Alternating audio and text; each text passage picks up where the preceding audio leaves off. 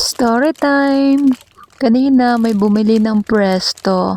Tapos ito, pagkapako, bakit parang manipis tong unahan niya? Yan, manipis siya. Nako, hindi ko binigay, tinabi ko muna. Buksan natin. Bubuksan ko na ng gunting. Ito na ang the moment of truth.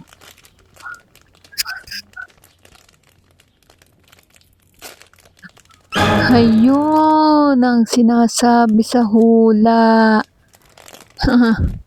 Walang kabiyak. Ayan o, kitang-kita, isang piraso, wala siyang partner. Eto, may kabiyak. Tapos, ito, meron din. Partner sila. Bakit itong isa walang kapartner? Ay, kakainin ko na lang.